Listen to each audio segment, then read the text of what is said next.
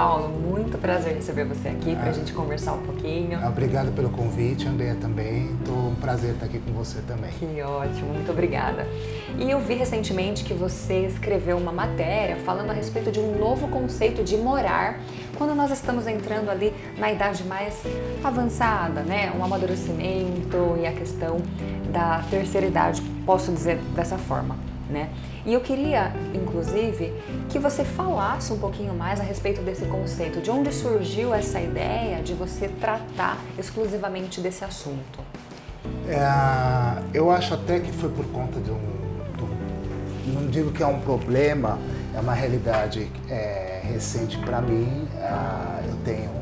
Hoje eu tenho uma mãe com Alzheimer e, como diz aquele velho ditado, a casa de ferreiro, espeto de pau, a gente não pensa no amanhã, né? A gente não pensa no envelhecer. Então a gente não de fato, a gente não pensa A gente mesmo. não pensa.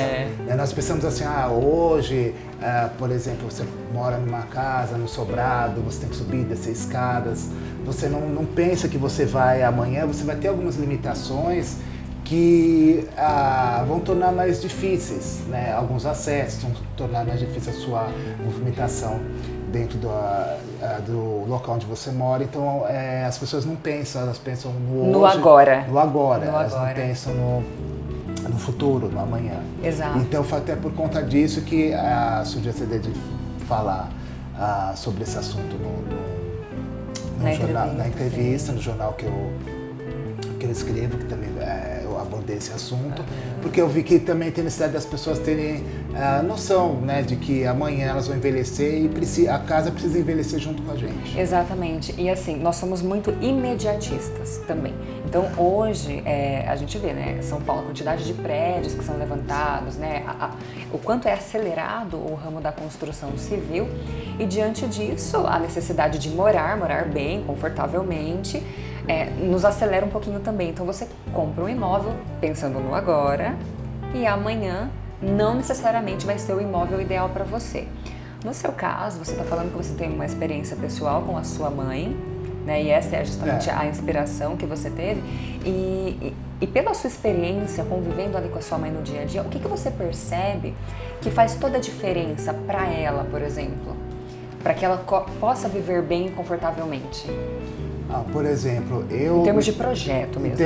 Em termos de projeto. Eu até conversando com uma cliente também, porque ela viu a matéria e falou assim, quando eu fiz a minha casa, eu não pensei, um exemplo, que o box do meu banheiro não entra uma cadeira de rodas. Se eventualmente eu precisar colocar uma cadeira de rodas no meu box, o meu box não tem como... não tem nem espaço, Não tem espaço. Então, as pessoas depois de um certo tempo, não que todo mundo vai ter que usar uma cadeira de rodas, que todo mundo vai precisar, claro. Mas eu acho que a casa hoje tem pequenas coisas que você pode, algumas medidas que você pode adotar dentro de casa, que ela facilita no seu envelhecimento. Sim, né? No dia a dia mesmo. No dia a dia, né? Então, assim, e também a pessoa pensa, eu vou envelhecer, ou eu tenho uma pessoa idosa na minha casa, ou eu tenho uma pessoa que tem algum problema de saúde em casa, a minha casa vai virar uma bagunça por conta disso. E não eu acho que não é assim que funciona, eu acho que você pode deixar a casa, vamos dizer, aconchegante. Sabe o que eu percebo? Não sei se é a sua opinião também, se você percebe isso. Normalmente o idoso, por uma questão mais de memória afetiva, ele tem a tendência de guardar muitos objetos dentro de casa. Só que isso, para o jovem, por exemplo, já não é tão... Ele não é apegado Não é a isso. apegado, exato.